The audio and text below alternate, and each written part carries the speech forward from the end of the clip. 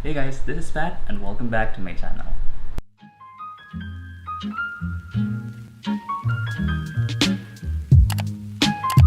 For today's video, it will be a hair transformation because I'll be dyeing my hair blue without bleaching. So if you guys want to know how this will turn out, please keep on watching. And by the way, if you're new to my channel, don't forget to click the subscribe button and the bell beside it so you'll be notified whenever I post a new video. For the things that we'll be using, we have the hair dye. We also have the brush and the mixing bowl, a shower cup, and we have gloves. I've already tried it. I did the strand test, kaya lang it's not the blue that I expected. And parang nag-fade siya into a green, which I don't like. I just hope it doesn't turn out green. So the product that we'll be using is IROIRO Premium Natural Semi-Permanent Hair Color in deep blue. This one is 100% vegan and cruelty-free. It has no peroxide, no ammonia, no alcohol, no petrol-based chemical, and no chemical preservative. So I would say this one is really safe to use. Bought this one from Rainbow Head. I'll just put the link down below so that you can check their store as well. And by the way guys, if you're coloring your hair, make sure that you're wearing a shirt. Siguro old shirt or yung hindi nyo nagagamitin. If in case mag-stain yung hair dye na gagamitin nyo, lalo na yung mga permanent hair color like this, it really stains. Earlier, I applied petroleum jelly on the edges of my face, on my ears, para di siya mag-stain.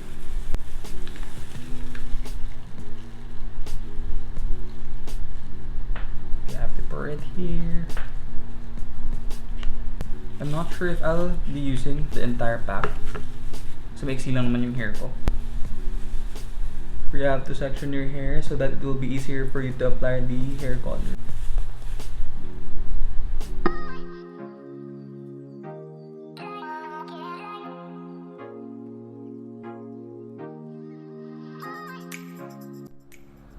As you notice, I started applying on my roots and it's totally fine, not unless you're bleaching your hair. It should be the other way around, or you have to start in the mid-lengths to ends. And also, if you're planning to color your hair blue, or let's say purple, gray, you really have to bleach and lighten your hair as much as possible.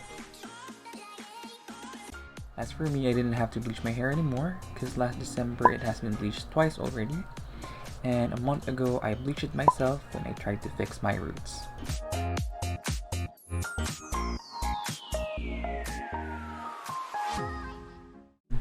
And by the way guys, this is the first time I am coloring my hair blue.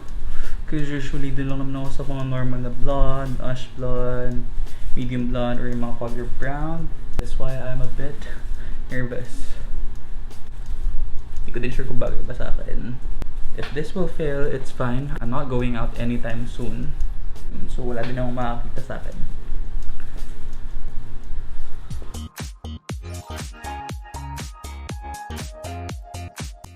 So when applying the hair dye, you have to saturate the hair to avoid patches and to make sure the product is applied evenly. And once done, you can use a shower cap to cover your hair because it will help with the process. You can also use a plastic bag, or if you don't have anything, you can just leave the color on your hair for about 30 minutes to 1 hour.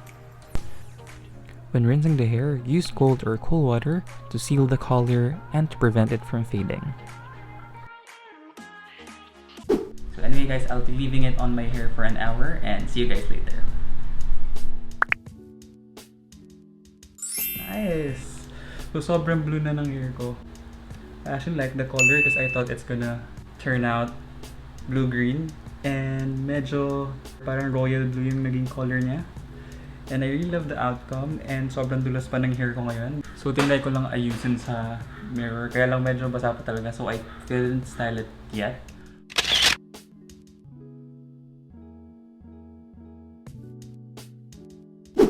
So guys, if you have any suggestions, don't hesitate to comment down below and maybe that will be my next video.